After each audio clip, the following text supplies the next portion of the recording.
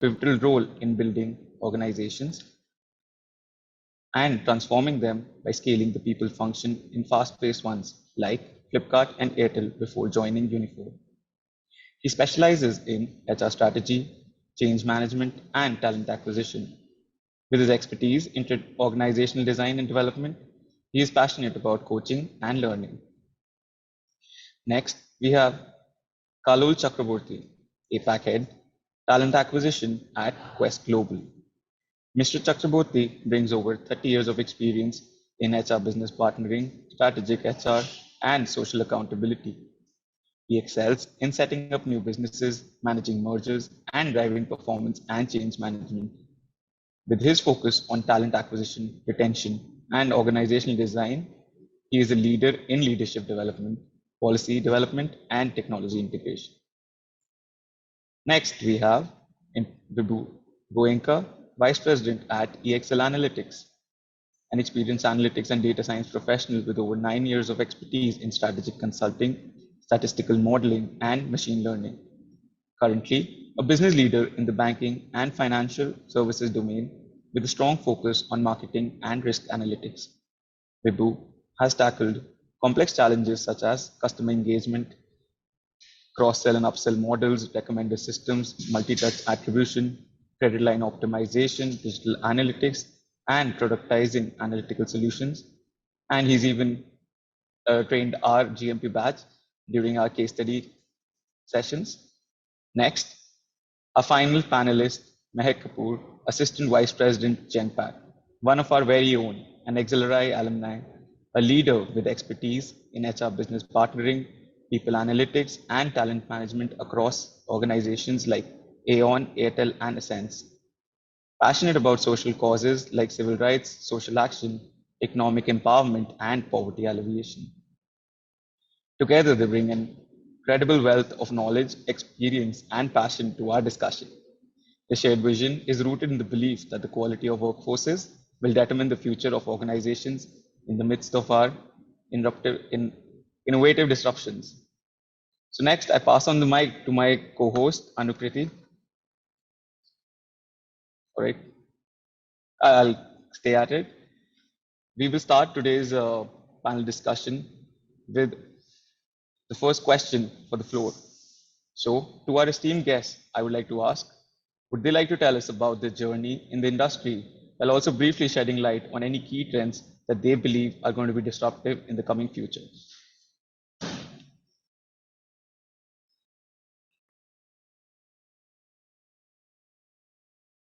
Can we have our host spin? Yes.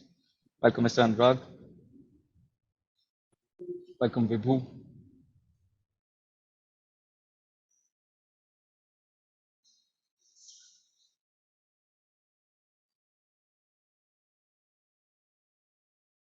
Welcome to the discussion, Mehak. Thank you.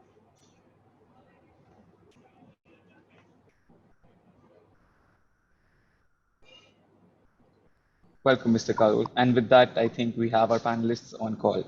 So I'll go ahead and shoot that question across again, just for reference. And here we go. So once again, a warm welcome to all. I would open the floor to our panelists to tell us about the journey in the industry, while also briefly shedding light on any key trends that they believe are disruptive in the coming future. First, I would like to ask Mr. Anurag Verma to go ahead and address the question. Thank you, Rohan. A very good afternoon to all the bright HR professionals, the esteemed panel members. Thank you for giving this opportunity for interacting with the brilliant HR minds and also to learn from the views of this esteemed panel today. It's really great. And what a good way to start the segue of talking about what can disrupt HR. And we have seen in the last decade, the function of HR has changed tremendously, right from being called as a support function in organizations to a business partner function, and now to a people, owner function, right? The HR now has a board seat where you can talk how people would help achieve the organization goals, but most importantly, build a sustainable, culture which will take organization to places. And then we all know how during COVID, the function played a very critical role in embracing people through technology. Organizations which were not embracing technology uh, leveraged fast adaptation, and HR played a very critical and pivotal role. And from here on, what I personally believe, and we all have seen in the industry, that HR would play a lead role in disrupting how we would interact with people. I think as we see technology taking a front and driving seat, most of the areas of HR where a non-human interface is required is being replaced already by technology. But with adaptation of large learning models, the predictive or generative artificial intelligence, I think that's where HR can leverage a lot, wherein the humans can focus on the most important dimensions of interacting with people, understanding more with them, and helping them continuously move, transform, and grow within the organizations, and leverage different technologies which will give them predictive analysis, right, to judging on the mood, sentiments, emotion, overall enhancing the experience, but most importantly, learning from the behaviors of how likely an individual is, to behave in a certain stimuli, whether it be during recruitment, during day-to-day employee experience or engagement, the performance, management, and most importantly, the learning and development quotient. People can use, technology and predictive analysis to reach to horizontal career mobility as well, instead of only looking at vertical career mobility where the options can be limited, and get more focused and sharp on which areas, which skills they would like to improve upon. And most importantly, the cultural alignment within the organizations. So I think technology will play a very pivotal role in disrupting how HR would work in the future, and how best we embrace that.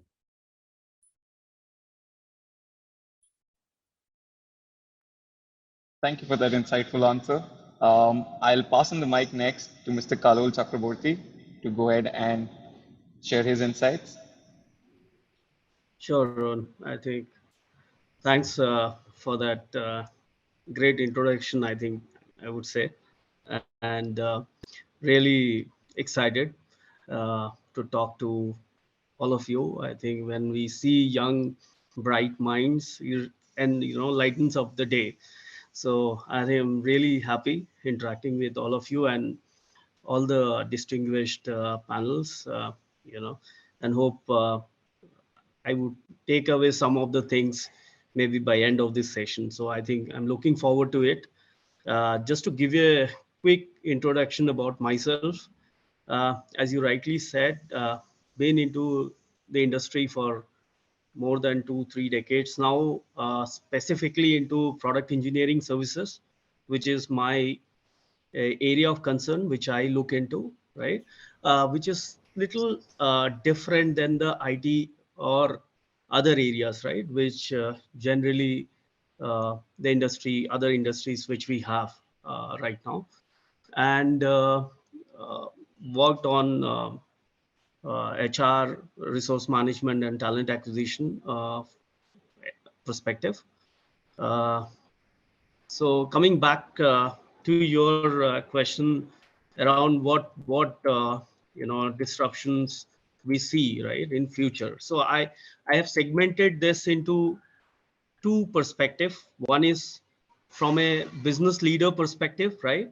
From a industry perspective, what from a and which is related to HR, what we should be looking at, right? So I think very important thing which is like creating a lot of disruption is the skill gap, right? So there is a lot of skill gap when you see in terms of what industry requires versus what we get through academia, right? and how we bring change about it. So that's a big disruption for me, and a lot of it may help with some of the innovative and technology interventions also. So that's one area from a business leader perspective, which is one of the key area which people are looking at, and which also needs a lot of HR intervention as well. And second is, I see clearly shift from a IQ to EQ perspective. So while we look at technology, innovation, and all those stuff, I think there's a lot of emphasis being given on the softer skill versus what is the IQ or intelligence we are bringing in on the table. Uh, right, while we are still, we will talk about what technology disruption we are looking at from a HR perspective. But then these are the things, I think, from a business leader perspective, and from HR perspective is how we adopt and look at automation, right? From anywhere, right from talent attraction, onboarding, till engaging and looking at career development with the learning perspective, how we bring technology in every aspect of HR, right? So that's one of the disruption we are seeing, and coming with this generative AI and ML and other stuff which is coming, right, which is pretty much prevalent in this industry now, and a lot of adaptations are happening around this. And while we speak right now, I am working on one of the talent platform, which will be a new age talent platform which we are trying to build for the organization. So, and it will also bring in a lot of AI and ML capabilities, uh, and which will help actually to help the organization to actually attract, engage, and bring people which is required, right, for the organization. So that's one aspect of it. There is huge and other, you would say, is around retention, engagement, and career development. I think those are the areas which are some of the disruptions and some of the pain areas for HR, which they would like to address. Now it is through innovation, technology intervention, or otherwise. We need to look ahead, like how we do it for the future. So I think roughly this is what we are seeing as a trend, I would say, uh, while I echo to what Anurag was also saying. So I thought I will add on to what Anurag has said. So I think these are the, if you want to be specifics, these are the areas I think every leader and every business leaders are looking ahead. Yeah. So that's it from my end on this. Thank you so much for painting such a bright picture on how we can address it from a business leader and the industry perspective both. That's quite insightful. Next, I'll pass on the mic to Vibhu to share his insights. Thanks, Rohan. So first of all, I'll like to thank you guys for inviting me for this panel discussion. And I'm really hoping to learn from you guys and my esteemed co-panelists. I think addressing the question, I think in terms of my journey, one thing I like to highlight is, I think while my co-panelists are mostly coming from the HR domain, I'm somebody who comes more from the AI ML side, and I think we in the initial part also talked a lot on AI, ML, generative AI. That's where my expertise lies in. But I would definitely like to call out that as a leader in the analytics space, there is obviously a lot of people management, HR that sort of goes in. And I have seen a lot of improvements that we've been able to bring about using data science and analytics in the space to drive multiple interventions for the organization, both internally to the organization as well as to our clients from a consulting perspective. So talking about my journey, I think what I like to highlight is being in this space for more than a decade now, the change of the kind of skill sets required, be it the tools and technologies, to the very definitions of the roles. they have like almost completely transformed. And that's where I think it's really, really important to be keeping up pace with that requirement and continuously reskilling and upskilling oneself in the area, which is really, really important.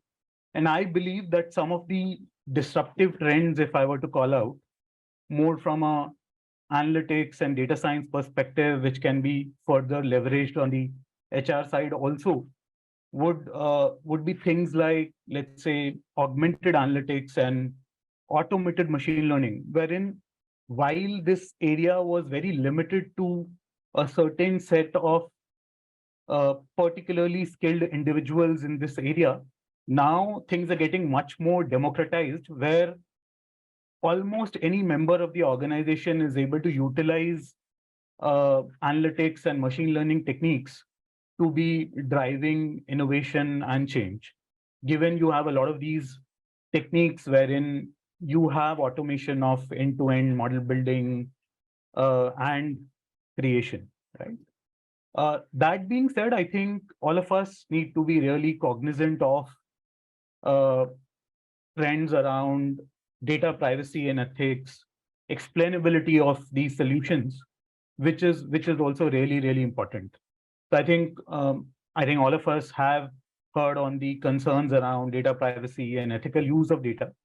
And that's where it's really important that embracing these changes, we uh, move towards more robust sort of privacy frameworks, ethical guidelines, and organizations have the right sort of data governance and privacy enhancing practices in place. And along with that, while a lot of these AI ML models tend to be black box models, it's also important that we move towards transparency and more interpretability of these models. And whatever I'm doing, I'm able to ensure that even the end user is able to trust and comprehend the outcomes of this AI-driven sort of analytics, right? And a very good example of that would be sort of the large language models or generative AI, wherein I think while this field was going through a lot of change, the real impact that we are seeing right now and the buzz that we are seeing right now in generative AI is primarily due to the fact that it's very user friendly and everybody can sort of interact and look at the kind of changes that it's bringing up. So that would be on some of the key disruptions.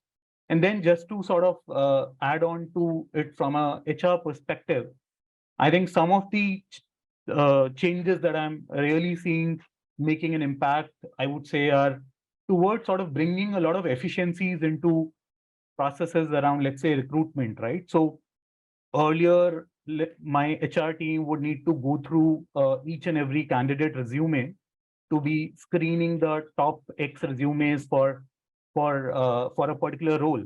But now I can actually sort of input my JD and put in 100 resumes there and just using AI shortlist the top 10, which would further be sort of screened through manual intervention, right? So a lot of such improvements are changing the HR function in a way where you're actually, a lot of your time is getting shifted from, I would say, more administrative work to a lot of strategic work, wherein I think the function is becoming much more value adding through these technology interventions. So I think that would be it from my end. Yeah. Thank you so much, Vibhu, for kind of painting that very nice technical picture and even sharing those use cases with us. That adds a lot of insight to our conversation. And last, we have Mehek, our XLRI alumni, going ahead. The floor is open. Hi everyone. I am extremely elated to be back and be a part of this panel.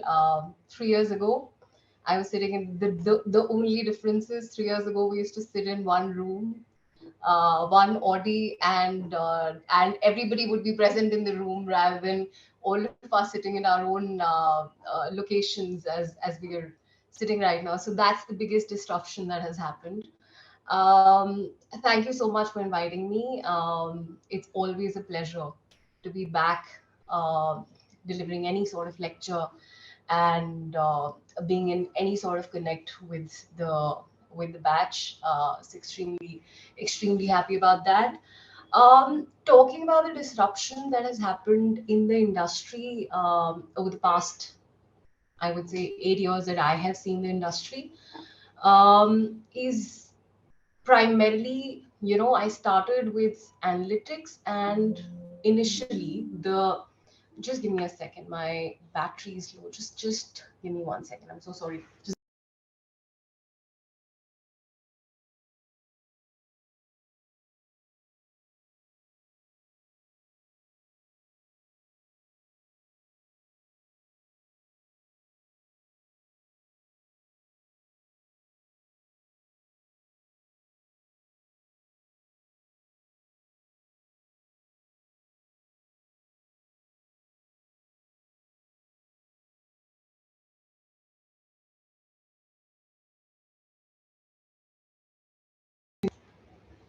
I am extremely sorry for that delay.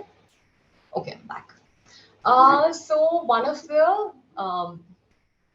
the major disruptions or major shift that I've seen within the industry is I started with analytics. And earlier, analytics was more from an MIS perspective within HR domain itself. It was more from a reporting standpoint. But now, and it was limited to few of the functions only within HR itself. Now it's broadened up to everything. One of the functions that I was earlier a part of, which was talent supply chain within Genpact, had about 30 matrices that we had to look at on an everyday basis. And that's the reality, because those number movement just tells you about what's the health of the governance. How's the function moving? Are you doing correct? Are there needs for improvement? Is the team needs to be guided in some other direction? Do we need to change our course of direction? So so that's the first and foremost trend change that I've seen. Numbers becoming a huge part of human resource as well. Second of the major disruptions is the whole pandemic, post-pandemic, the way we are operating. Earlier we could not even imagine 70 to 80% of our workforce is sitting at home and working. And now, being in HR, we have to also ensure that not only those workforce of ours is sitting from home, they're also engaged. It's super difficult to keep a pulse check on employees when they're sitting at home. It's super difficult, and that great resignation phase that you saw, which was about a year and a half, which actually lasted about a year and a half until 2023, was a part of that. It's difficult to keep it up. It's difficult to keep a pulse check.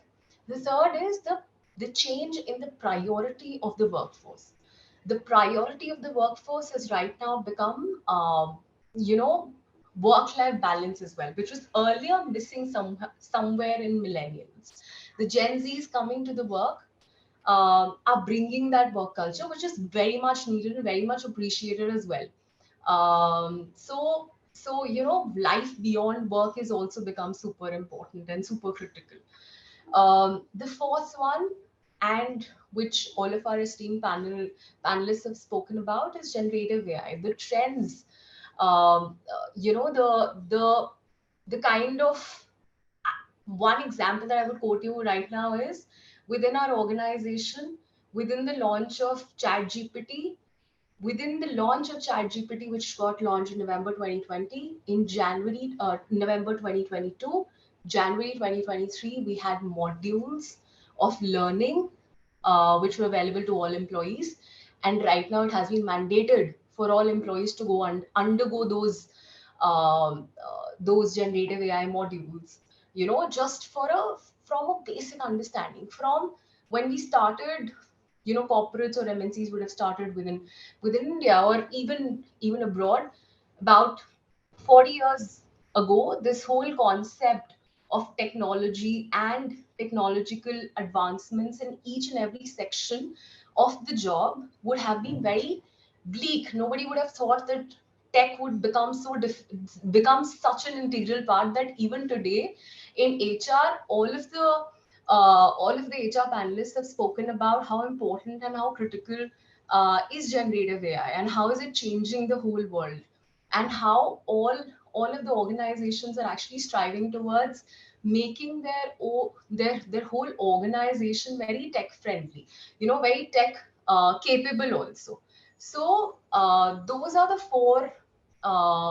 four disruptions that I've seen, and I think that's, with such with the passage of time, the whole reliance on technology and the whole reliance on generative AI is and how we can find solutions, automate the whole piece, as Vibhu mentioned. How can we bring things together under one umbrella rather than employees?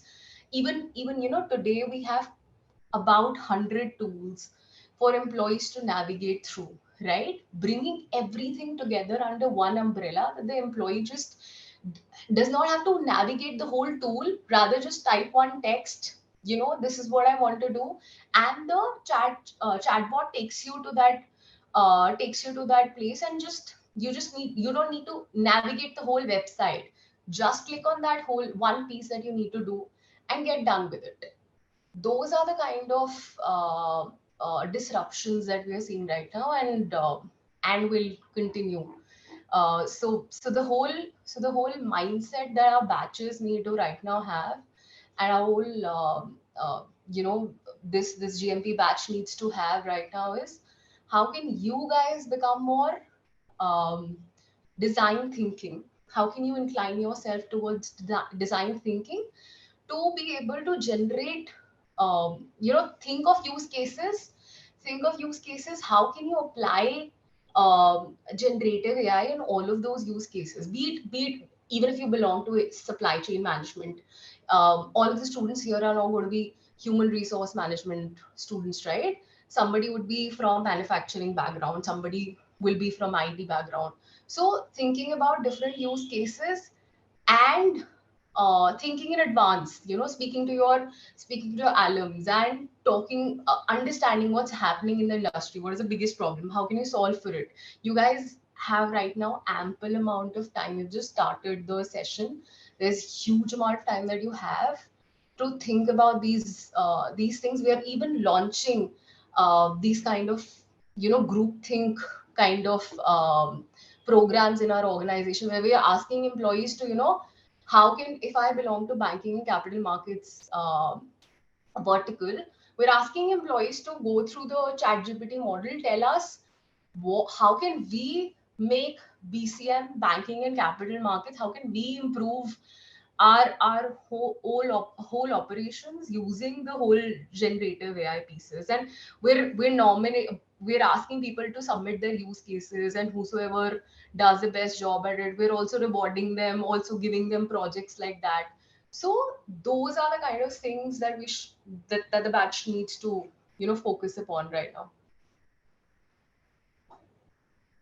That's from me. Thank you for kind of sharing those 4 key disruptive trends, and then kind of leaving us with that, like kind of tapping into our curiosity with that question about how we can use design thinking to think about our own cases of generative AI. And with the next round, we'll kind of rotate a personal question for all the panelists. So let me just check where my co-host is. Give me a second.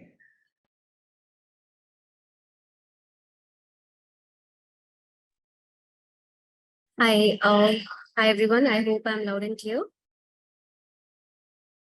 Absolutely. All right. So, good afternoon, the panelists. I welcome each one of you on this session, and we are truly looking forward to hearing the unique perspectives which you bring to the table. Let me start with a personalized question. So, my first question is to Anurag. So, Anurag, as the VP of Human Resources, with a focus on building and transforming organizations, Could you share an example of how the disruptive innovation in HR practices has led to the successful reinvention of the people function within your organization? Thank you.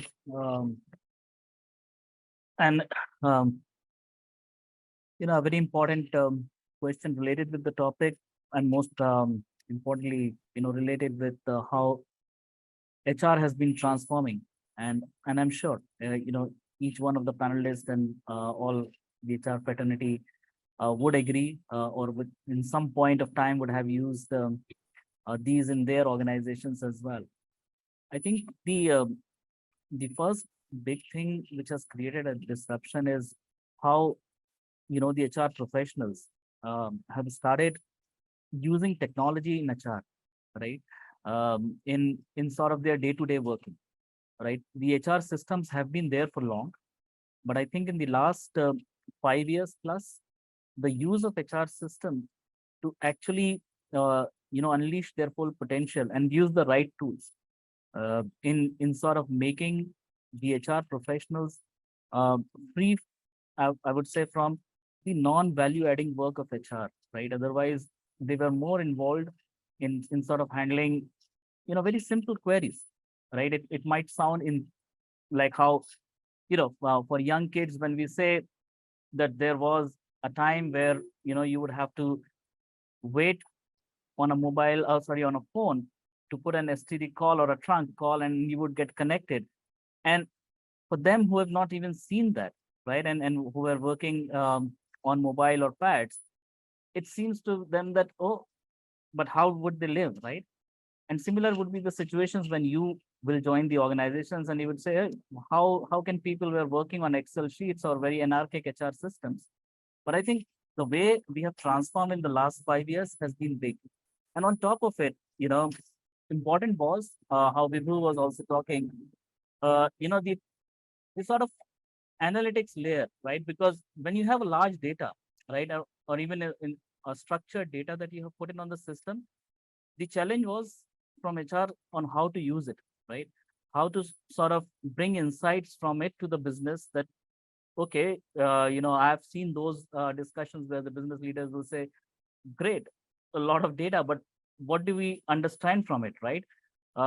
If the attrition today is at whatever percentage, that's fine. Now there is a lag data, right? How can I get into a lead data in terms of predicting what will happen, right? What are the likely behaviors?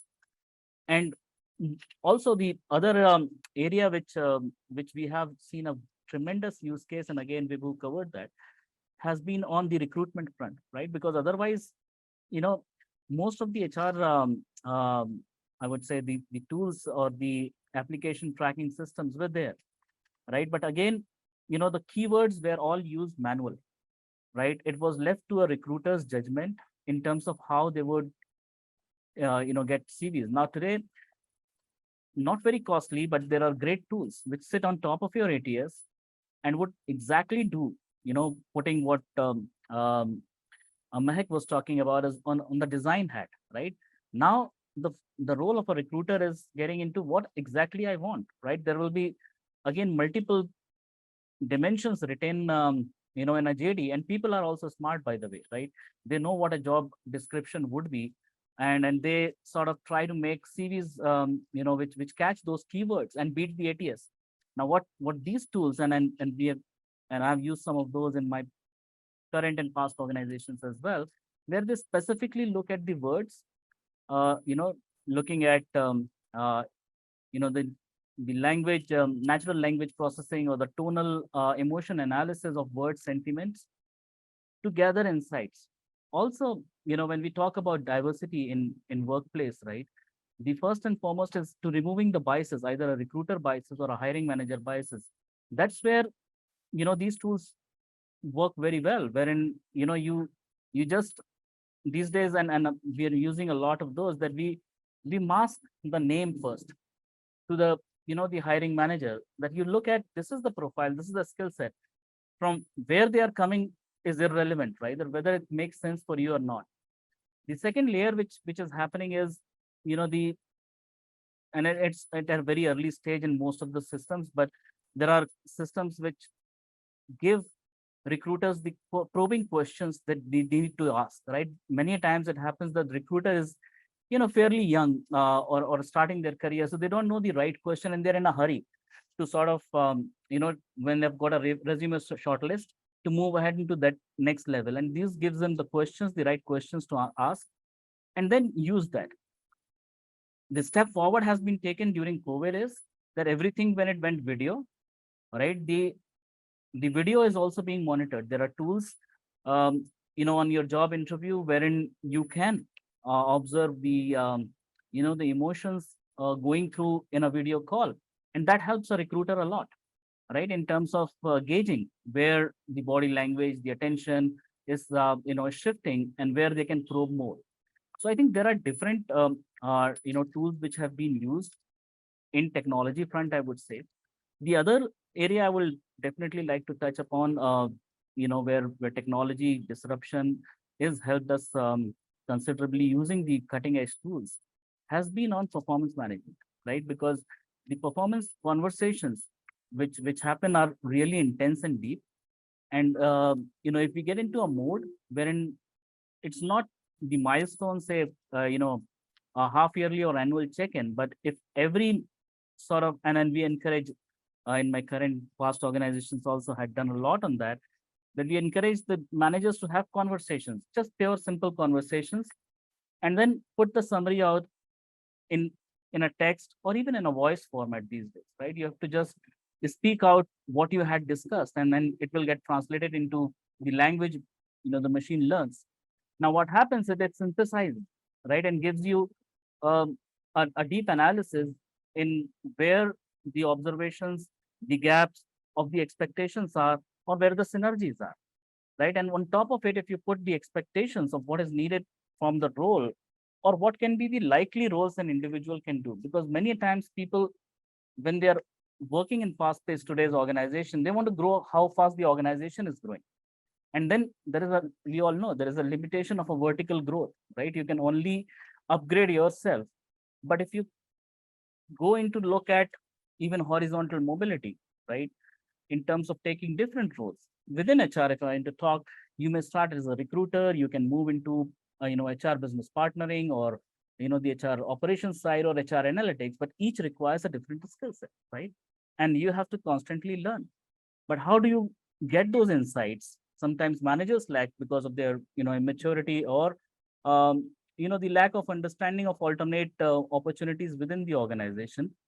And that encompassed, you can get into, multimodal, learning avenues. Even, we have used LinkedIn Learning a lot, wherein there's a lot of content available, but they have their own, tools as well, wherein if you put an input, the suggestions would come in not from HR or the manager, but directly from the tool to the individual, like how you're going, on LinkedIn or any other media, in what you need to learn. And those learnings are on the fly. You can start, stop, pause, as we call it these days, the bite-sized learnings, which will help to inculcate a culture of self-learning. So I think these are the areas, and there is much more, right? We can have a whole discussion around it with this esteemed panel, having their expertise as well. And what great to have, Vibhu, who's an expert into this. And these are the areas wherein I think the change has happened. It's happening in some of the organizations because of the, nature and dimension of it. But personally, I've leveraged it, and still, I would say we are scratching just the surface of it. There's a lot that can be done, and in terms of helping the HR professionals, and where they can focus on the core, where, you can't replace individuals from technology, and that's where the human intervention comes in, when you have all the information analytics, and then how best you decide on that. It helps you a lot. That would be my 2 cents on this. Yeah. No, very well put, Anurag. In fact, what you said pretty much sums up how the HR practices have changed of lately, not just from the recruiter part, but also from the candidature and the entire recruitment process. So thank you for sharing that perspective. I will move on to my next question, and that is to Kalol. So, Kalol, I would like to ask you that in your extensive experience in the human resources and talent acquisition within product engineering services, what are the key skills that have traditionally been valued in this industry? And how have you witnessed the evolving demands for these skills in the same product engineering services domain? So, would you want to share the insights? Yeah, sure. Anukriti. So if you see, typically, right, the traditional skills which were existing, right, in product engineering services were more of coders, right? Uh, they will be doing coding on some of the C, C++, Java, .NET stuff, right? Uh, and then you will have people on operating system or databases, right? Doing admin or programming around those systems, right? Apart from this, you will have roles like technical writing, your hardware engineers, then your mainframe and mid-range, which is kind of legacy systems now, right? So typically these were the kind of traditional skill set which used to be really on demand uh, before, right? If you see the current trends, right, there is a huge change again happening around this in product engineering space, right? If you see the manufacturing or the industries, right, they are moving into a framework called Industry 4.0. Okay, so Industry 4.0 requires a lot of technical as well as domain understanding, right? Around IIoT, we say, you would have heard about internet on things, right? IoT. But then we have evolved further, we say II to industry IoT. Okay, so that's a new term which we have. Apart from this, looking at cloud computing and analytics, right? So whatever happens in a factory or a manufacturing unit, right, all the data which goes into a cloud maybe environment, uh, they do a analytics on that, and then they take out a lot of inferences out of it. So for example, there is a machine, it needs a maintenance, right? So there is a technician which needs to visit every say month and see the health of that machinery, and suggest for any maintenance work. The other way is there is a cloud, all the machine data goes into the cloud environment, there is an analytics which runs behind it, and it gives inferences in terms of, okay, hey, you are the maintenance staff, maybe your machine needs a maintenance, go and get that. And that's where the manual interventions comes in, right? Then you will have all your AI ML things like smart factories, connected factories, stuff which comes around. So this is all around manufacturing and industrial areas, right, which happens. And a lot of stuff happen into the product engineering space, a lot of new cutting edge areas the people into the product engineering services will be investing their time on. Apart from this, you will be having another interesting area around the power and energy. Like, for example, a lot of people must know that generally from a generation area, right, maybe a hydel power or thermal power, the generation happens, post that generation, the transmission happens in a AC mode, right? Alternate current mode. Now we are investing on doing that transformation through HVDC. Why HVDC came into, I hope you guys understand HVDC. This is high voltage direct current, right? So we are changing that mode from alternate current to HVDC mode, where it will be like, and it is done to reduce the leakages in the generation, transmission. Because when we transfer the power through a AC mode, there is a lot of leakages happen. Whereas when you do it in a HVDC mode, that the leakages will be substantially reduced. So, but then it's very easy said and done, because the substations and all, which where the finally power reach from where the distribution happens, are not equipped to handle HVDC, right? High voltage direct currents. So those are the kind of disruptions happening. And then in aerospace, every time we are working on more efficient, more sustainable and greener aerospace engines, right?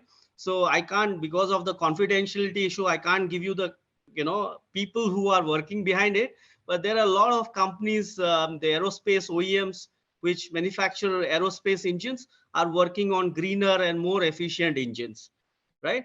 And it requires certain, level of skill set. It's not like generic skills. If you come to automotives, we are looking at autonomous car, right? Like driverless car, we say. We talk about connected cars. I think it has reached India also. I think MG Hector is one of the cars you see that it is connected. And what we say again, with this connected car, we feel that, okay, it's all about entertainment, but it's not. The next mode is that your car machinery, all this through, cloud, reaches to the maintenance guy, and he or she can really predict if your car needs a maintenance. Okay, so that's all about connected cars. And then you have lot of areas around ADAS systems. And the last front is on the infotainment areas, right? In terms of when you sit, the head-up displays which you have in your cars. So there's huge, innovation and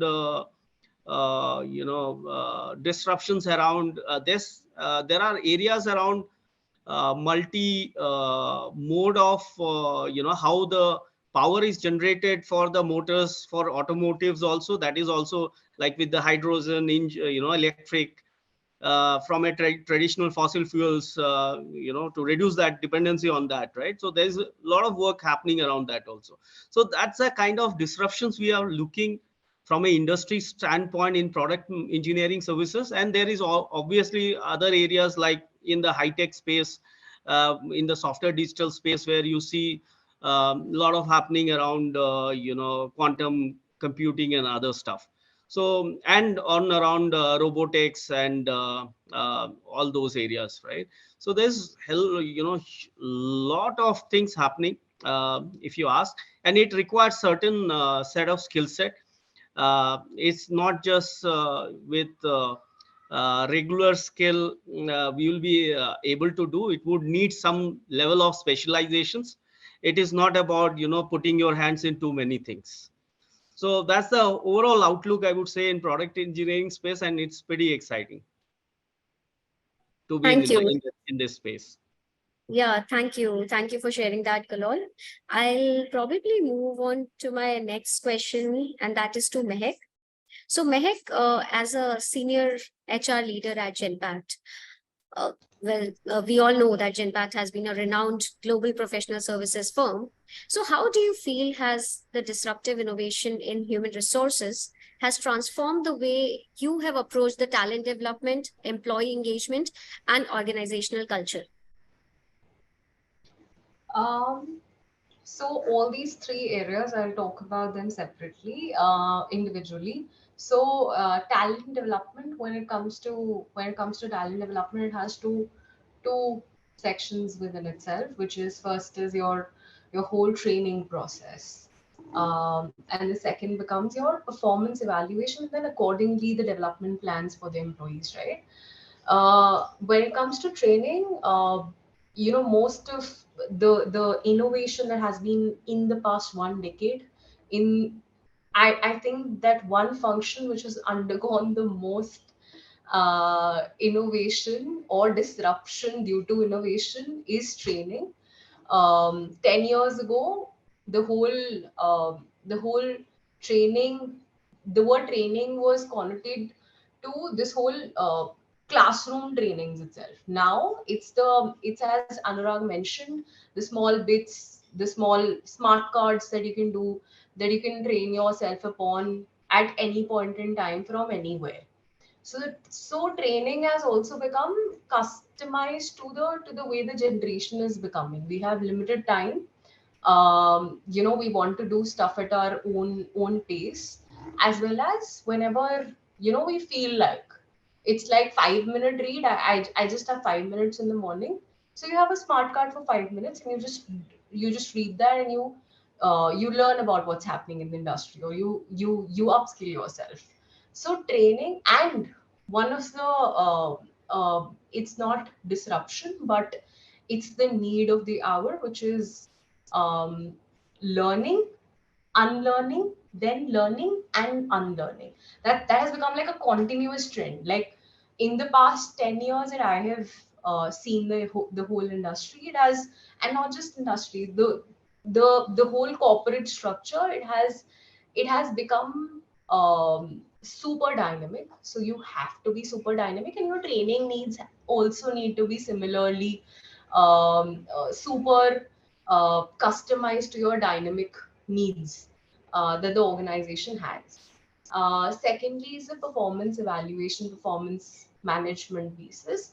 The philosophical changes have happened within performance evaluation, performance management. The much I see, there's whole lot of technological disruption that is yet to kind of especially at the senior levels. There's the technological disruption is yet to impact the performance management pieces. At junior levels, obviously there's this whole monitoring system of how many hours have you been logged into the system,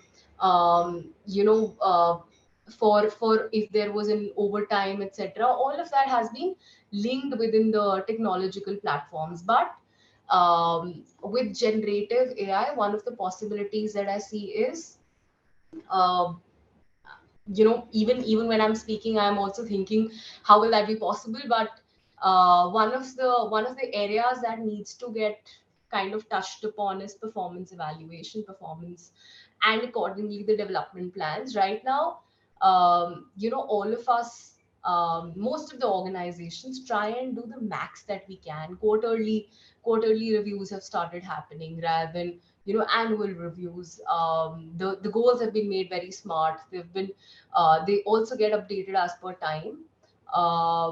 But that's more of a philosophical change. We've also moved to a evaluation system where not only your performance matters, but also your potential matters, which is moving from meritocracy, moving from your performance towards skill.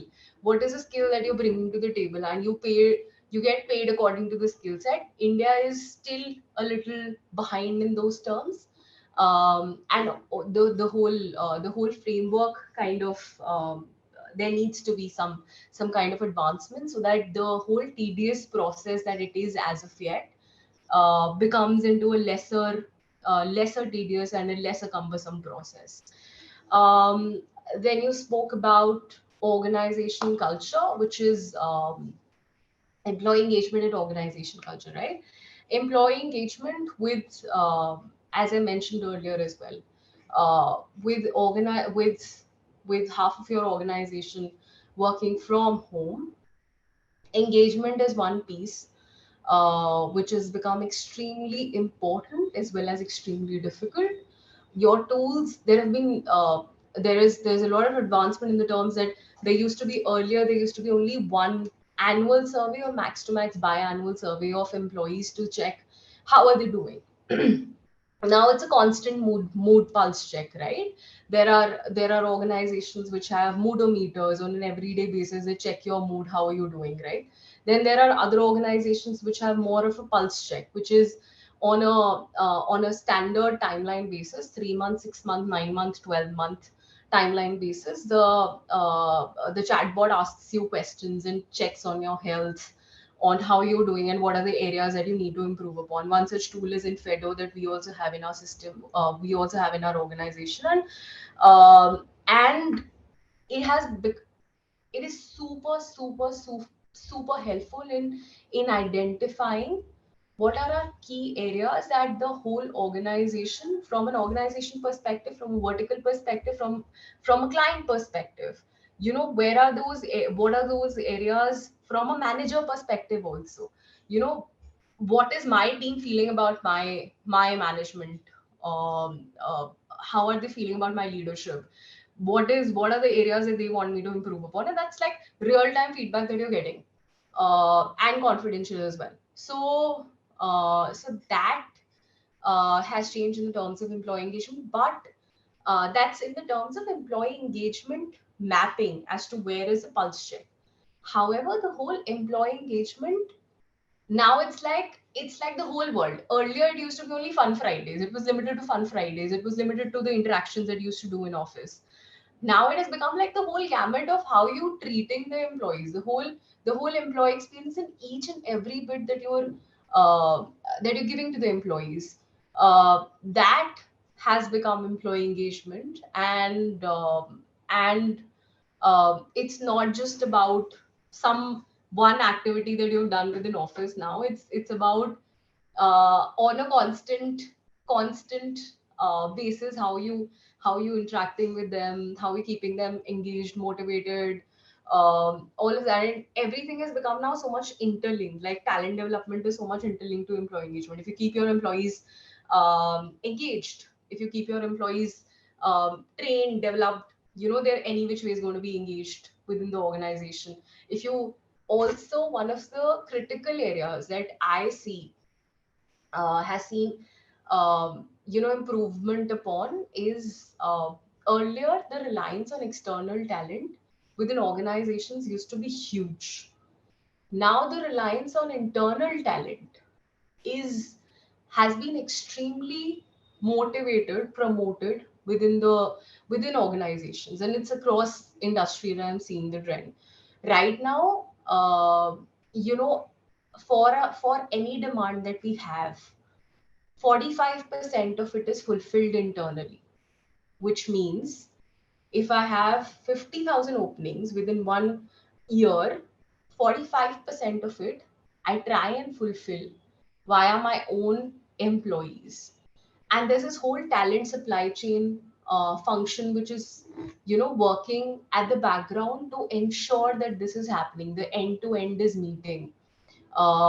It's very interesting to see the way the shift from the shift from focusing on external talent to building and developing your own internal talent and putting them into critical and crucial and eminent positions is happening.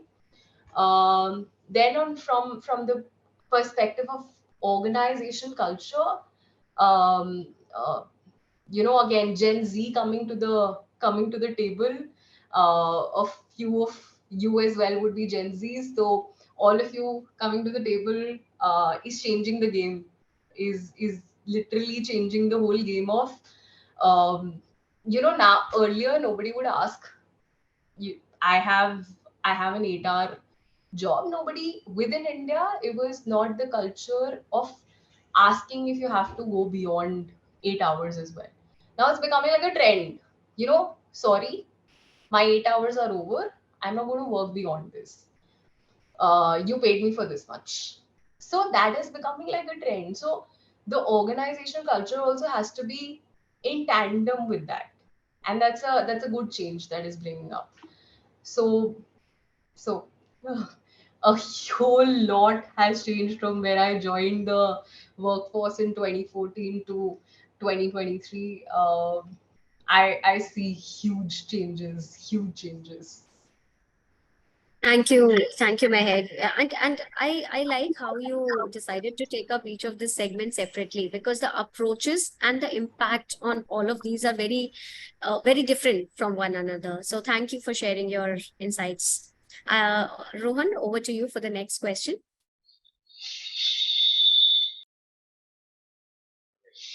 So I hope you can hear me. And yes, like my co-host just shared. Thank you for sharing those 3 dimensions and those intricate use cases on each and every one of them. That was quite detailed. And on that, I'll kind of move on to the next question for Vibhu.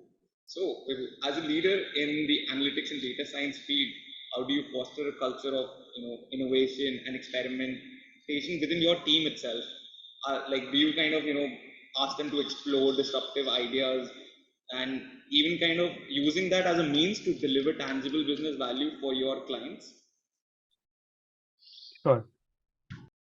I think that's a challenge that definitely sort of comes up more so in the consulting space. I think it starts from like setting those clear goals and expectations, wherein obviously the final outcome is delivering that tangible business value, but you sort of set the initial framework in terms of allowing space for that experimentation, and letting the team know very clearly that you have that space, right? And a lot of times that means that you sort of establish a safe environment, so as to say, or a culture that promotes that sort of risk taking and innovation. Because otherwise, a lot of times you're in a constant rut in terms of saying that you are going to be achieving this particular milestone or outcome by this deadline, and in that race you sort of forego the push towards innovation and disruption. So I think, to me, one of the strong elements is building that environment and culture wherein the team feels that they have that space and they they can truly sort of experiment and work towards those disruptive ideas. So that's one. Second, I would say, is also sort of again related to it, but giving some dedicated time towards that exploration, right? And it could be through various means. So some of the ways that I would typically do it in my team could be through certain, let's say, dedicated hackathon sort of events wherein you take up a very broad problem and try to come up with various ways around how you could solve it, and come up with innovative sort of techniques. And so while that could be a less frequent activity, but more frequently maybe look at things like innovation sprints or brainstorming sessions, wherein while I think the team is focusing on their day-to-day regular projects, they can also come up with disruptive ideas on things beyond that, right? So again, just setting up that dedicated time and bandwidth for exploring these becomes really important. So that's two. Apart from that, I think what I would say has worked for me is then also giving out that message that you recognize and celebrate that sort of innovation and disruption, right? So by saying that, and especially tying it to the kind of tangible business value that disruption or innovation is bringing in, sometimes the kind of impact that it can have is much more, or much more significant compared to your day-to-day sort of delivery of the initiative, right? So I think that's where it's important to be reinforcing that sort of experimentation criticality, and encouraging the other team members who've not been so much involved in this to be thinking outside the box, right? And it's almost like creating that positive feedback loop wherein the other team members also feel that they will be recognized and rewarded for doing that, right? So I think apart from that, I would like to call out things that sort of work from a experimentation perspective is also a lot of cross-functional collaboration, right? So let's say I am working in the banking and fintech space, but there are a lot of problems today that would that wherein I can leverage a lot of best practices, techniques, benchmarks from various other industries. Let's say I'm looking at one of the examples that I was looking through. I think I was talking to you guys in one of the earlier sessions was on rewards personalization, right? So let's say as a payments company, I'm looking at giving out personalized cashback rewards or coupons. I could probably learn a lot from the retail industry or e-commerce industry in terms of uh, what has really worked and what has not worked. So a lot of times, I think it's important that you have those sort of cross-functional collaboration sessions wherein you encourage those interactions between stakeholders of these various departments and ensure that you can leverage the best practices and diversity sort of coming in through these, right? So that I think also I would say is one of the parameters to sort of look at. And finally, I think I'll like to call out also from a agile sort of approach perspective, right? I think when you are solving a large problem, obviously there is room for experimentation in parts. You cannot sort of spend a lot of time and then realize that this is not working. So I think following that sort of agile approach wherein I am breaking down my problem into manageable small iterations and then very quickly testing and validating, like sort of failing quickly and learning from that and realizing that what is working is also what is very important, right? Wherein you can gather that feedback and make those necessary adjustments.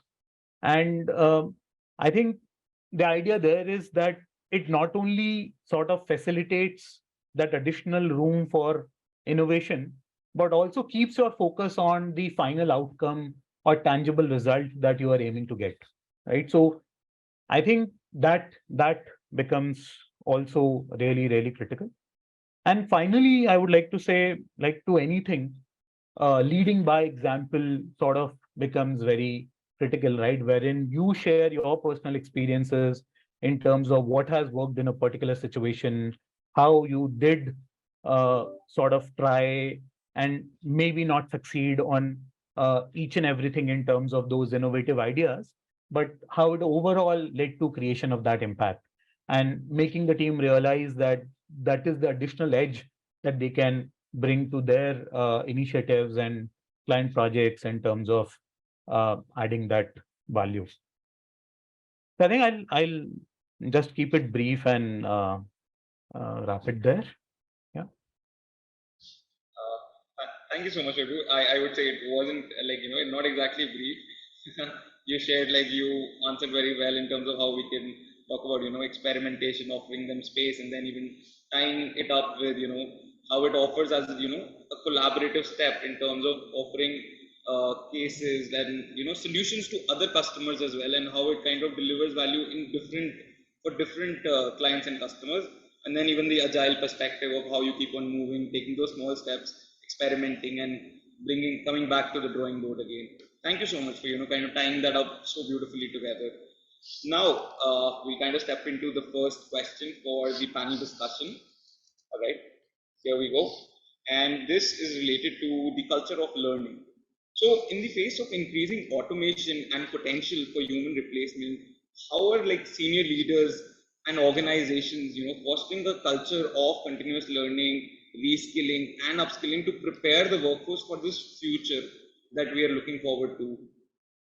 How are you kind of, going back at your organization and promoting people at the base level to come up and have these skills ready-made for the future? So we'll have Mr. Anurag go ahead and address the question.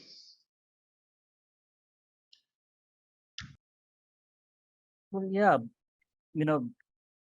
learning has been pivotal in workplaces at individual levels as well, and each phase of the change which has happened in the industry organization, learning has taken always a step up, right? Because that's the only way you can keep on moving ahead, right? And with the advent of how the business environments are changing very dramatically and fast, I think it's always given now that learning is second skin, right? And you can't just survive being stagnant on what you have achieved and only keep on overarching on the experiences that you would have gained. Gone are those days, right? Which means that the importance of bringing the culture of continuous learning becomes very pertinent, right? more so the organizations which are involved in deep tech, the landscape is changing very fast and rapid. And at the same time, the pace with which the organizations are growing, the conventional modes of learning, wherein you take time out and then put them into classroom sessions or tell them to acquire a skill or a competence over a period of time, neither the individuals have time nor the organization has that waiting time, right? So how do we then sort of bridge this gap in expectation? So what is working well in the organizations, and some of these things that we have also incorporated in our workplace and in past as well, is shift the onus of learning. Now, mind you, all this is very important. Learning is not a responsibility of the organization. Learning is not the responsibility of your manager. Learning is your own responsibility, right? And this is the change which we have to drive in today's workplaces, that we will enable you, we will give you all the tools, but the onus lies into you. If you don't want to learn, then it's okay, right? But then you will don't expect growth, right? Or maybe you don't expect continuity in the work. It's a hard message to be given early on, and always reinforce to people that it is your own responsibility. You are responsible for your learning, and if you don't get the support, ask for it, take a lead on it, go aggressive on it.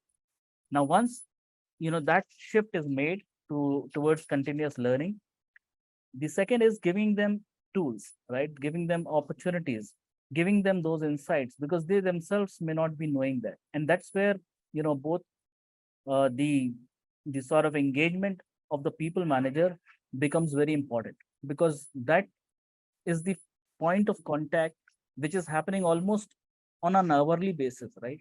So you can't give an individual an insight where they need to improve, upskill, or upgrade themselves outside of this forum, which means that even before starting, the deeper intervention of continuous learning, you have to upgrade the people managers.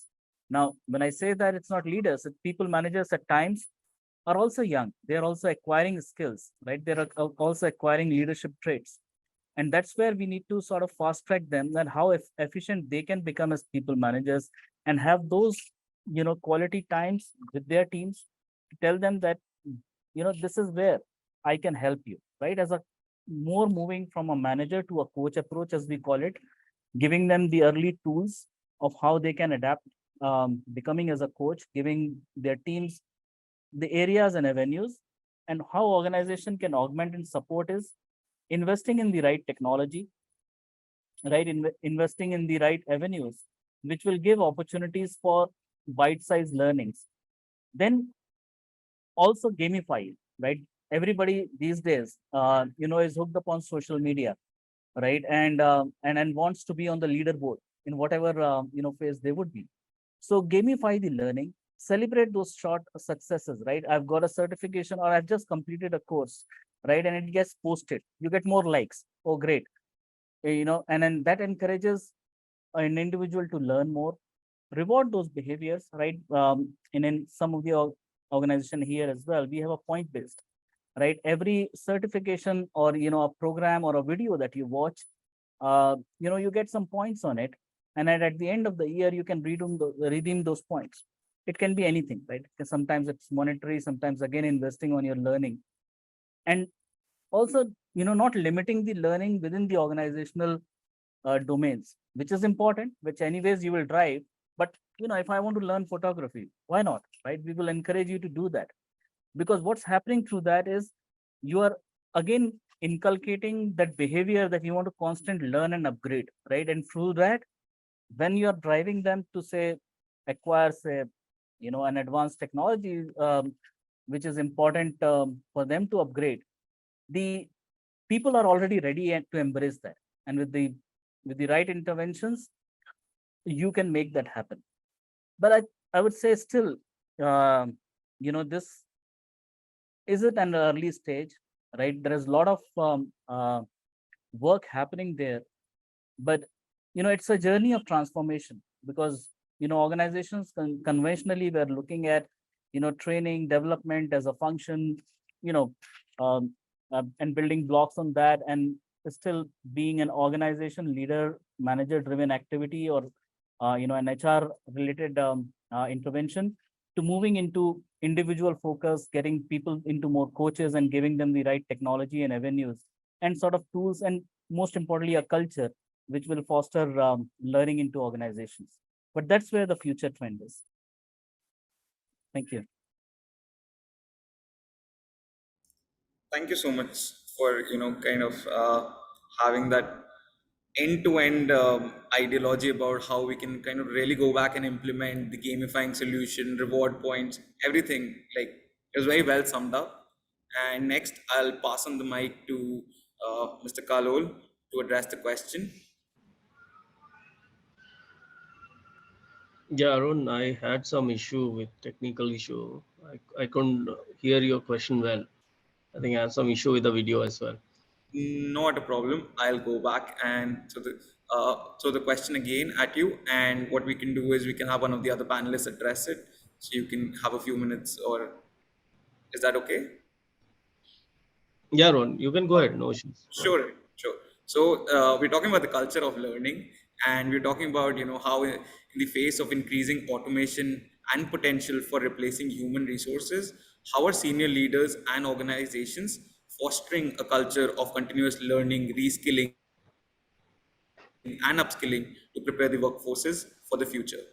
Yeah, so Ron, on that, on top of what Anurag said, I think I completely agree with what Anurag said.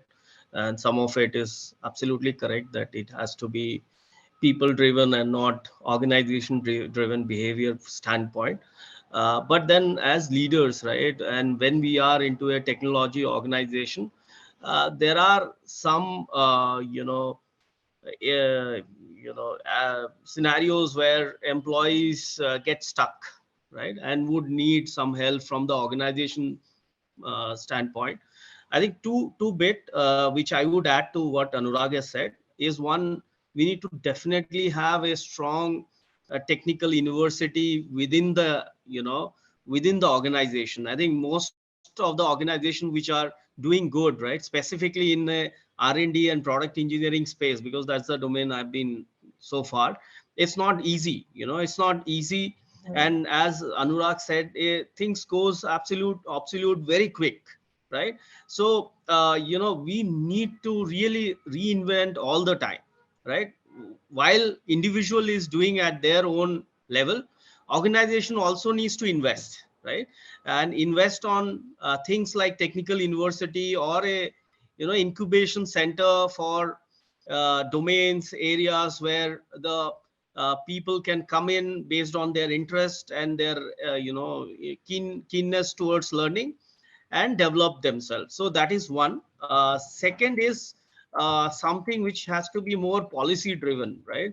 Because sometime in our hierarchy based organization, right, we have not been a very great proponent of flat hierarchies, right? So we have a hierarchy, right, which we work on. So what happened is the people at the bottom of the pyramid, right, get stuck so for some other reason, right?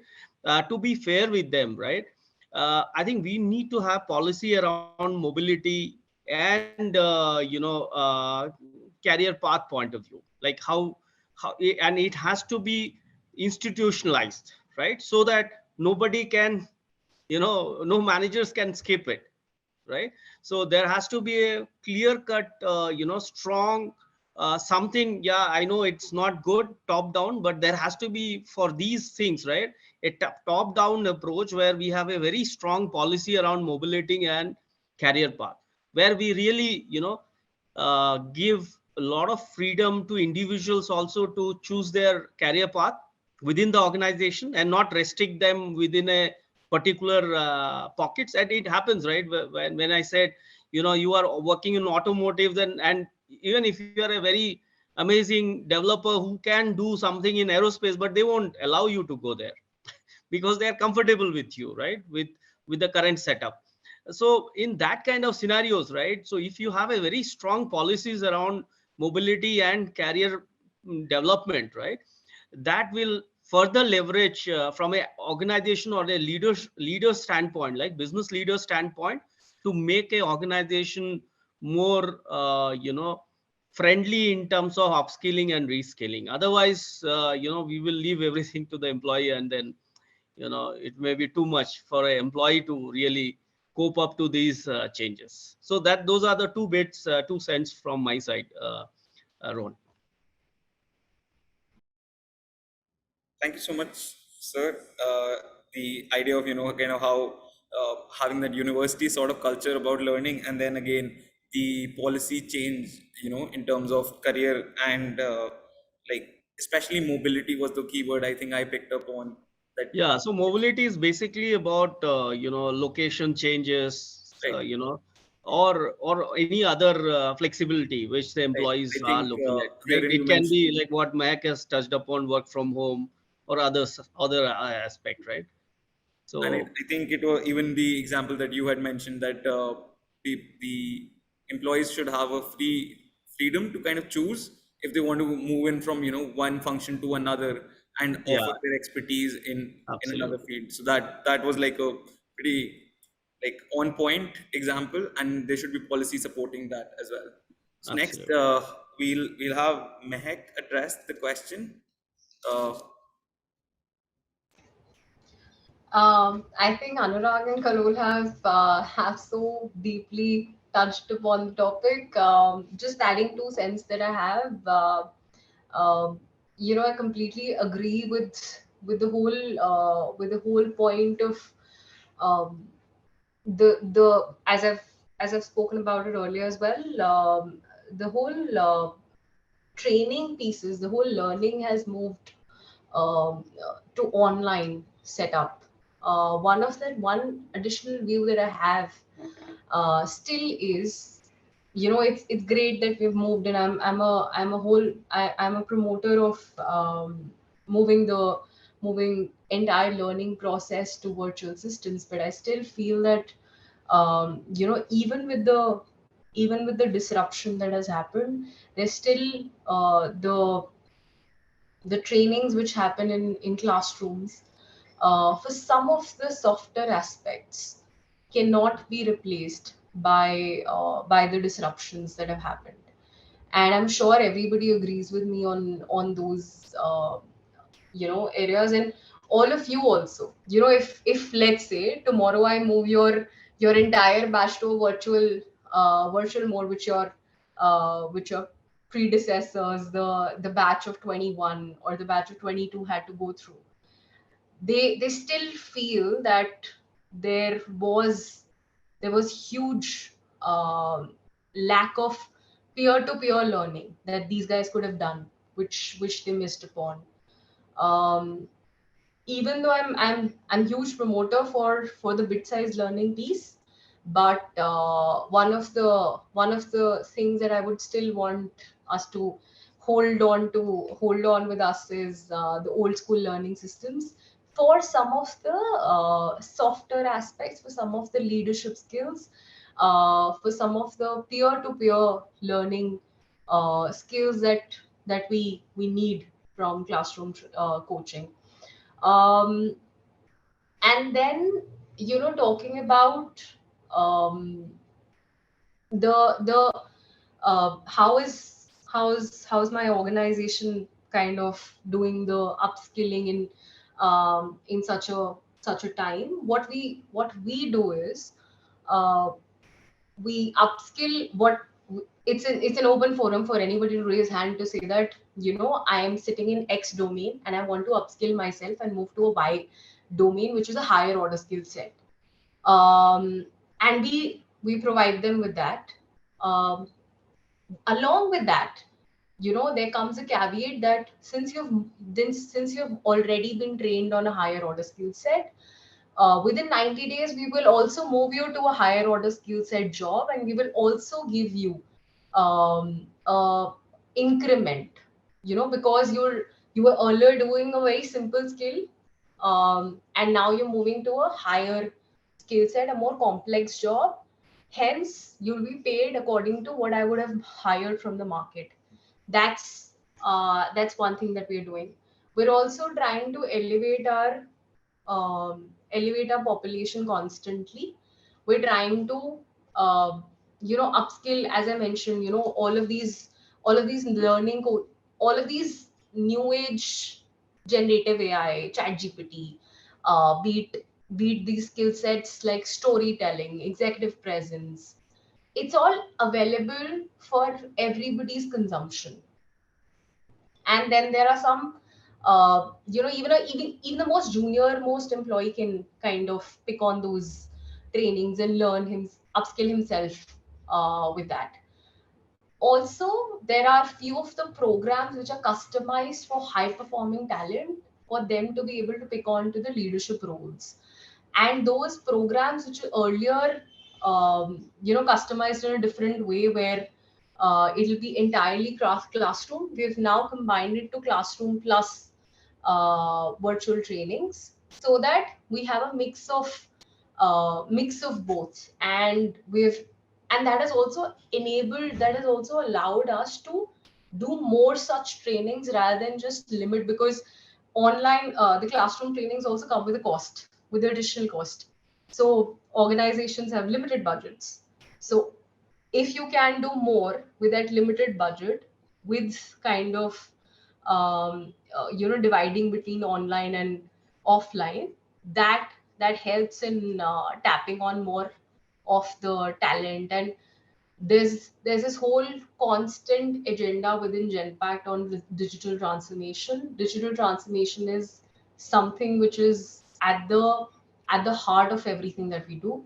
We just try to transform, try to think of how can we, if you're doing something in the next way, how can we kind of do it in a better way. And there are various programs where we try to incentivize employees who bring in those transformations within the system.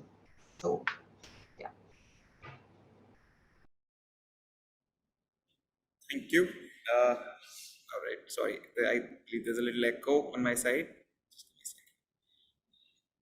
So thank you so much. You kind of added on. It was a very exhaustive answer, I think, from the first speaker. We've been kind of covering up all points, and there wasn't a lot left on the plate. But I really appreciate that point about missing, like, the softer aspects of physical learning, having that one-on-one interaction and kind of grooming people into those softer skills specifically. Uh, Next, I think Vibhu, you can go ahead and address the question. Sure, Rohan. So I think my co-panelists have already covered almost each dimension to the question. So instead of talking more on more points, I'll probably pick two examples and somewhat similar to what I think Mehak also covered. So I think the first one is around, I still feel with all the gamification and bite-sized learning and virtual sort of programs, uh, that old school traditional classroom programs are also really important, especially from like, while there's the technical aspect that you can probably very well cover in the virtual programs, but understanding of the domain, understanding of base problem solving, to me becomes much better when you are sort of learning that in a classroom format from people who've already gone through those. And I believe that's been a bedrock for our training program at EXL. So generally, we hire a very large sort of campus pool every year for analytics, maybe more than 1,000 people across campuses. And something that we are really proud of is our initial training program, wherein we go through a very rigorous program on various tools, methodologies, uh, domains, and have the people equipped to be sort of taking up their first projects and cases, right? So I believe that designing that holistic ecosystem, wherein the idea is that uh, the learner has the opportunity to go through those various formats, and whatever is better suited for a particular kind of learning is really important. While you need to give the flexibility, but you also need to ensure that at the end of the day, the kind of learning that you want to impart is actually happening, and you are seeing that in measurable outcomes. So one of the learnings that we had on this was during the COVID times, we sort of for a year completely switched to an online training mode. And we saw that the kind of initial client feedback that we were getting for these employees was not as great, especially on some of the softer aspects and their understanding of the domains, which we felt should be addressed by these various, by the combination of the learning techniques and mechanisms that need to be now sort of developed in this environment. So that was one. And two, I think, again, I think Mehak also called out that there is generative AI trainings that are happening at her organization. I think that's really, really important because in a way, it's completely changing the nature of analytics jobs, right? Today, let's say, I would still say for any service provider, 35 to 40% or even more at times of analytics jobs are more business insights and visualization and reporting that goes on. And I think with advancement in generative AI, a lot of those roles are completely going to go away, right? A lot of them would be almost completely automated with things like code interpreter and multiple add-ons on top of tools like ChatGPT. So I think it's really important that everybody sort of realizes that. And for so while I think, as we said, learning is the prerogative of the employee, it's also important that you have that top-down culture wherein I think what we've done is we've made it mandatory, especially for our junior most employees, to be going through some specific training programs on generative AI, which will not just obviously help the organization in terms of the productivity of work and sort of moving your role from to a more sophisticated or complex sort of version, but also anybody who is going to be, let's say, moving out of the organization in the future, they still remain employable and they value the kind of learning that they had through this program. So I think I'll just leave with these two examples, given my co-panelists had already covered the various dimensions beautifully. Sure, thank you.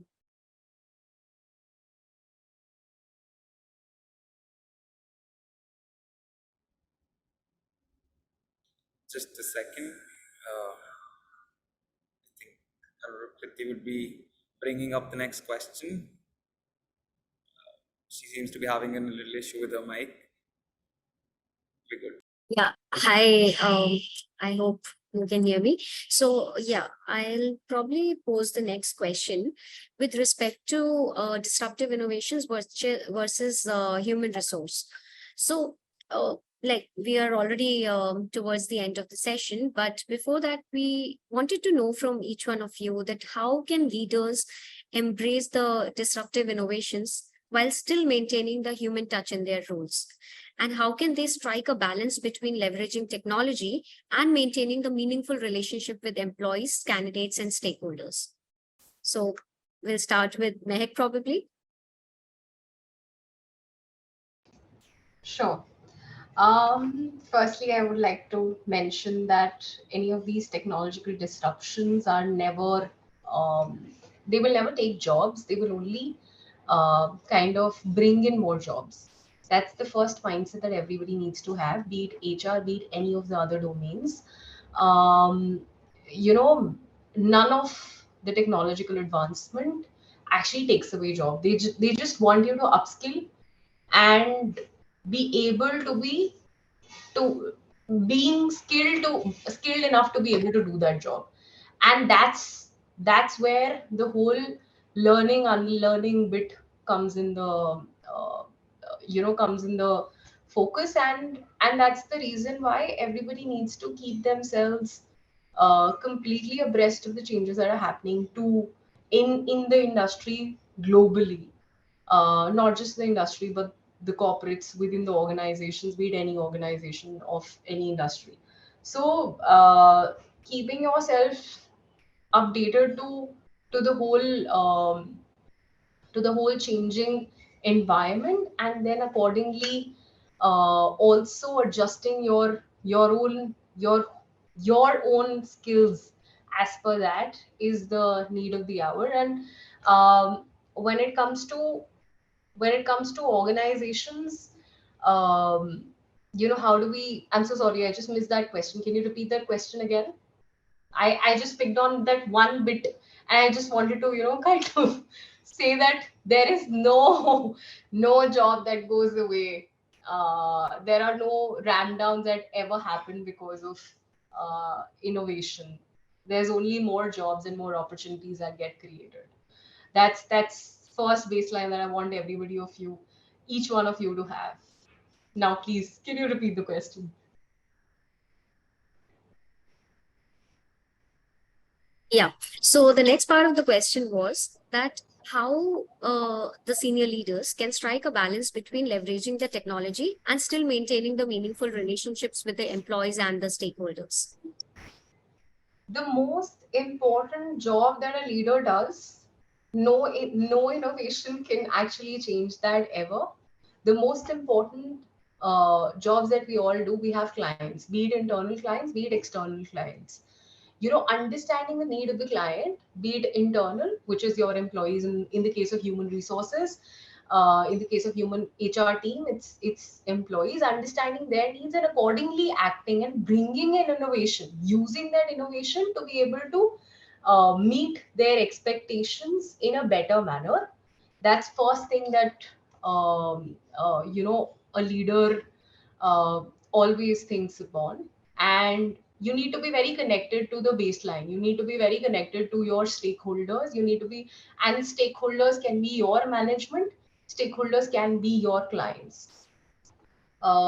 Being absolutely connected to understanding what they need from your function and from the job that you're doing, and delivering according to that.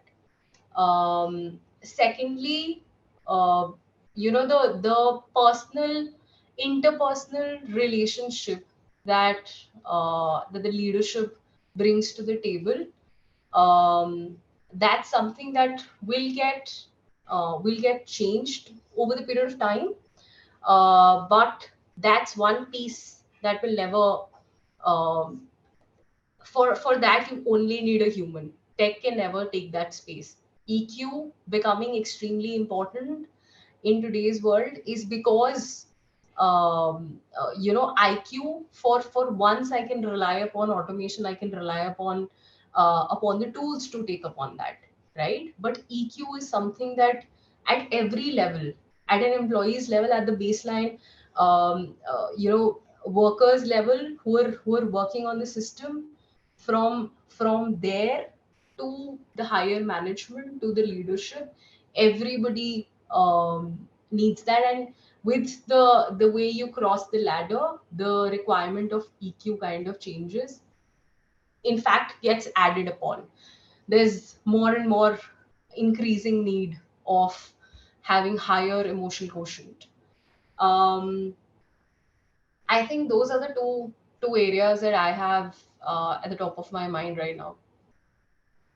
Thank you, Mehak. And I really appreciate you bringing the topic of EQ, because we all understand that how crucial it is for a leader to not just have the IQ, but EQ is equally holding the value. So thank you for bringing that up.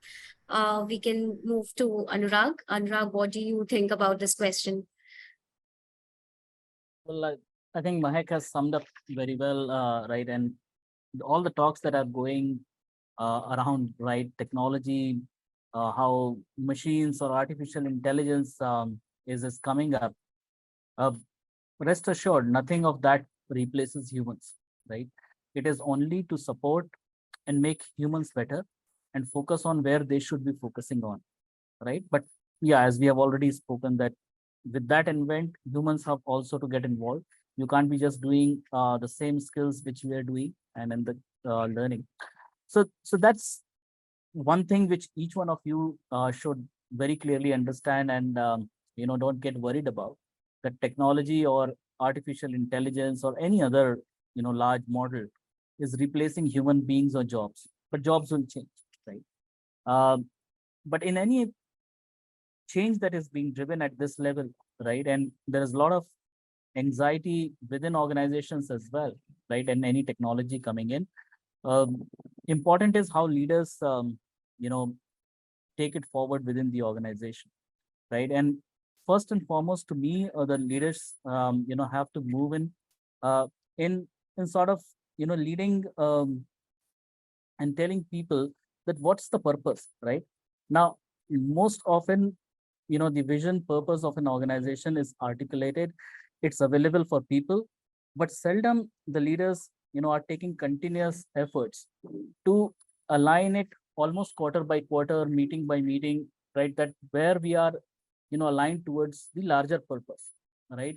And then helping people understand that where their individual purpose, maybe their own career growth, their own aspirations, is also tying towards the larger organization purpose, because it's the meeting of both purposes. When that sweet spot happens, right, then the evolution within the organization, the growth happens very fast. Second, yes, as Mahek also covered, is, you know, empathy is most important.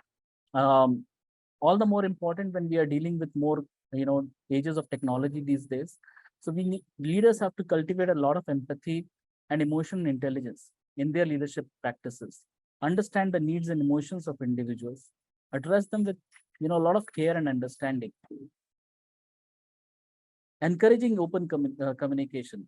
You know, it sounds generic, but, you know, it's very important that we have a very free flowing, non-hierarchical, bottoms up communication as well coming in, right? Encouraging people to ask a hard question and expect an answer in front of a forum. Many times, you know, we have seen leaders saying, we'll take it offline, right?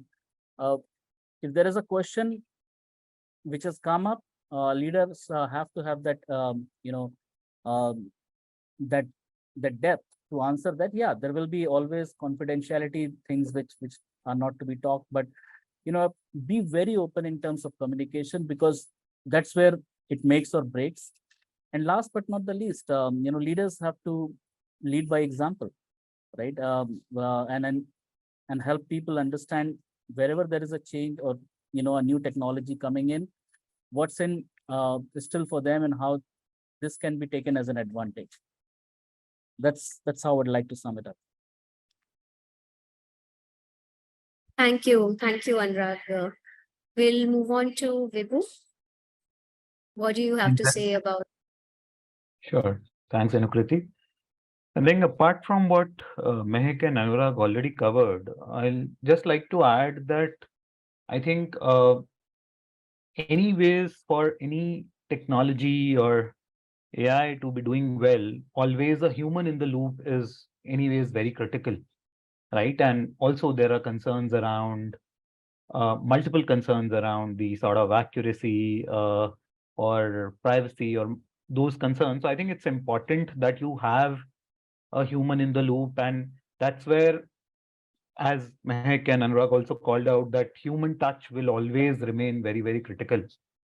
But to sort of add to that, I think one, it's important to be tailoring the technology implementation to sort of enhance and not actually completely replace those human interactions, right? So the idea is that you want to have a balance between automation, bringing in efficiencies, and then also being able to provide the right personalized experiences, right? So I think all of us have had instances where we are talking to a chatbot on Swiggy or an Uber, and the kind of response is really frustrating, right? And that's where that's the loss of not having the human in the loop, right? So I think the idea is to be leveraging technology to streamline processes, increasing that efficiency, and then freeing up time for humans to be driving more meaningful interactions, right?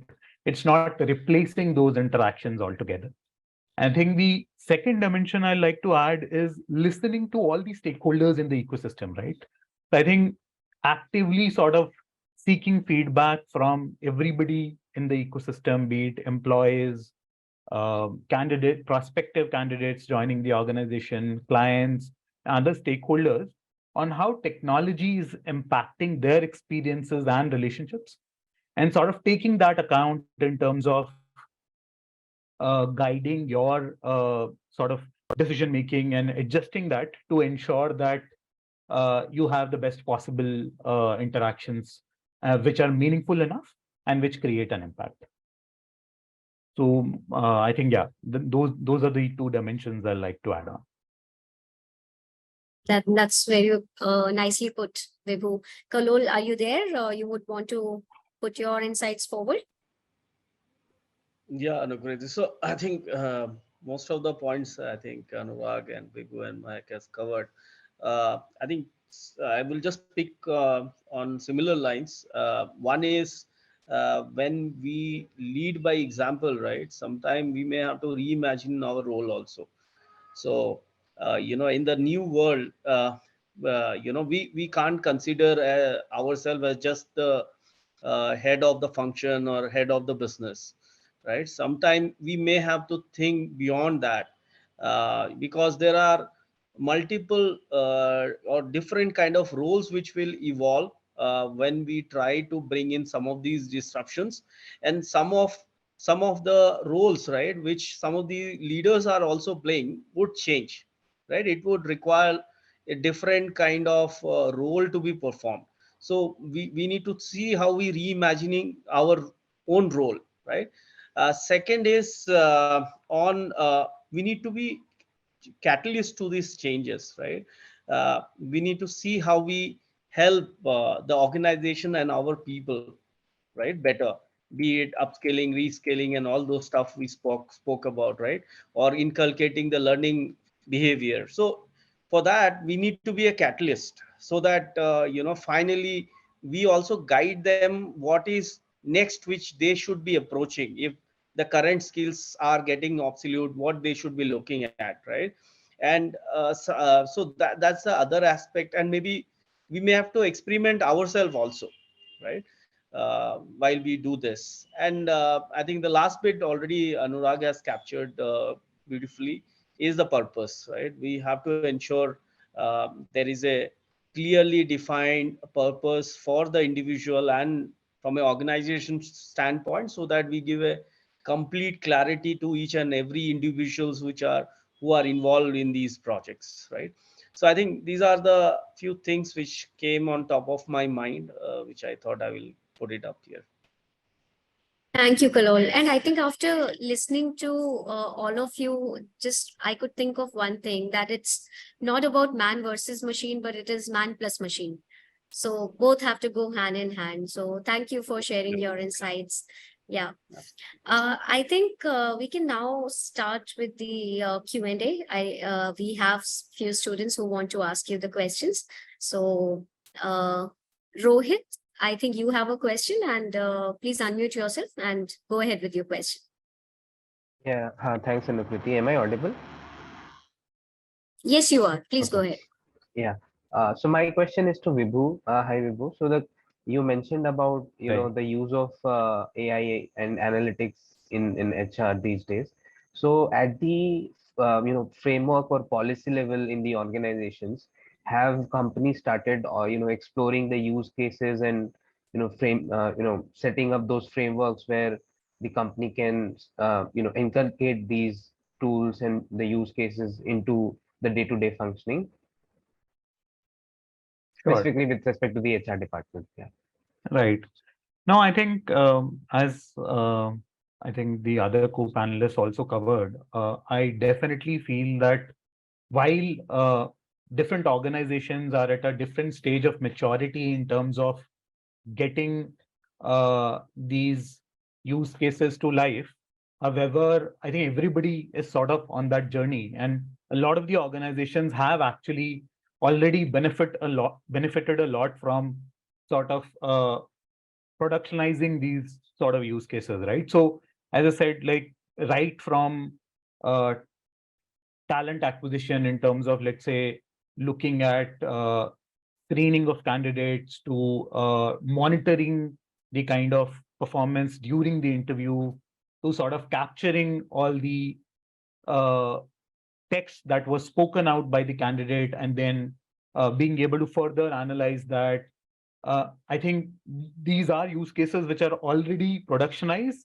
be it through various third-party tools that are available in the market or through organizations which will have the capabilities to actually implement some of them on their own end.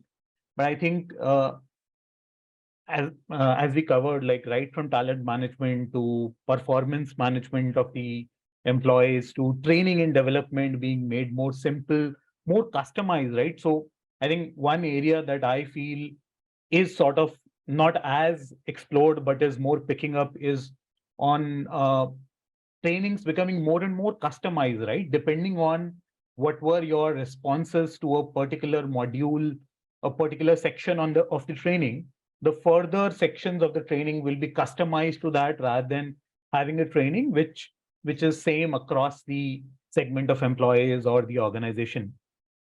Similarly, I think employee engagement and retention, I think there are published case studies that you can refer to. I think IBM as an organization sort of has developed models wherein they are able to achieve almost a 95% odd accuracy in terms of predicting future employee attrition and are able to save on those employees and meaningfully, right? So I believe, I think a lot of the organizations have crossed that barrier of bringing these use cases to life and actually utilizing them in day-to-day HR functions. While I think almost every organization is realizing the importance of these, and some of them might be on a journey towards accomplishing the ones which can add more business value or can be prioritized. I hope that Thank you. Sort of answers your question. Yeah. And the point regarding the customized, training requirements based on the inputs of employee, I think that can be revolutionary. Yeah. Thank you. Sure. Thank you. Thank you. Thank you, Rohit, and thank you, Vibhu, for taking up that question. Next is Abhishek. Abhishek, please unmute yourself and ask your question. Yeah. Hi, good evening. This question is for Mehak. During COVID, work from home commenced. People got used to it. Now it's hybrid and back to office. So how HR is dealing with situation wherein employees want to work from home? Thank you. Okay. So thanks for asking that question, Abhishek. So there are two or three dimensions to the question. One is I want to work from home, and my job also allows me to work from home. My role does not require me to be in office. That's the first bit. The organizations are okay. So we have identified some of the roles within the whole organization wherein we're okay to allow for employees to work from home, wherein no data privacy, client privacy, or interpersonal, conversations, meetings, etc. required. Individual contributor roles we have identified already, and we're more than happy for employees to work from home. Second is there are some areas wherein we want the employees to join the to kind of come back, do a return to office on a hybrid. So we as an organization are not promoting 5-day working from office. We are promoting hybrid, 3-day working, mostly 2 days from home. There are areas wherein employees are very fixated on working from home. However, the processes want them to return to office, and those are becoming kind of there are very few, very limited employees where we're facing a challenge in bringing them back to office. But wherever those concerns are arising, we're also dealing with them separately, because it kind of becomes then a vicious circle. If there is one employee who does not want to return to office, and if you cater to their needs, then it also kind of becomes a ripple effect onto other employees, and they also start asking for the same kind of adjustments. In cases wherein women are on their expecting, they're expecting we've become, we as an organization have been very flexible, and we allow those employees to move into roles which are work from home enabled. For the ones wherein we don't see a merit to those cases, we're dealing, strongly with those. Frankly, we're not, just because it's your whim and fancy and you want to work from home, we're not allowing that. We're dealing from case to case basis. What's the criticality? What's the impediment in coming to office, and accordingly dealing with those employees, even if it becomes a uh, becomes a challenge of employees being a little, uh, even if it becoming an ER case, we're okay with that. But wherever there is no merit in the case, we're promoting work from home. We're promoting complete hybrid, and one of the insights is not everybody is liking hybrid more than just working from home, because working from home was also bringing a lot of I'm not finding the right word. Maybe it's like a lot of stress, because you have everything happening at the same time. You also have your personal life, you also have your office, and the things that used to within office, things actually get done very easily. The meetings specifically, you meet people so easily, and you can also have conversations over chai, or even over lunch dinners. It becomes difficult when you're working from home, so the interpersonal connect also stays alive. So most of the employees, I would say 70 to 80% who return to office are liking return to office more than just working from home. So be it even one day returning to office within a week, 2 days returning, 3 days returning, completely dependent upon the process. But the employees are also liking it. So we're not facing a lot of obstacle from the majority of the population. It's just the minority. Thank you. You're welcome. Thank you. Thank you, Abhishek, for the question, and thanks, Mehak, for answering. I think we are almost on time. So before we end the discussion today, I would like to pass on a thank you note for each one of you, and then we can call it a day. So just to start with, on the behalf of the GMP batch at XLRI, I extend my heartfelt gratitude for each one of you for sharing your unique perspective with us today. Starting with Anurag, I mean, your profound knowledge and how you articulated your insights on the changing landscape on the HR practices and the challenges it possesses has provided us with the valuable foresight.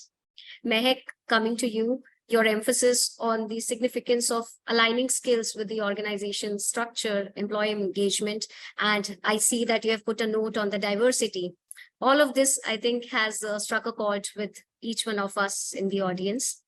Kalol, how you added a valuable perspective of drawing parallels between the product engineering services and the HR practices, as well as the skills and demand within product engineering, added a new dimension to our understanding.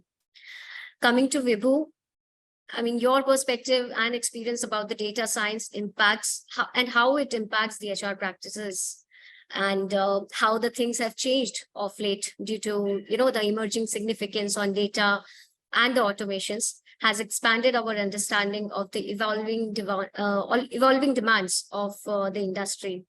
So overall, all of your contributions have enriched our learning experience today and deepened our understanding of the intricate interplay between HR, technology, and skill development.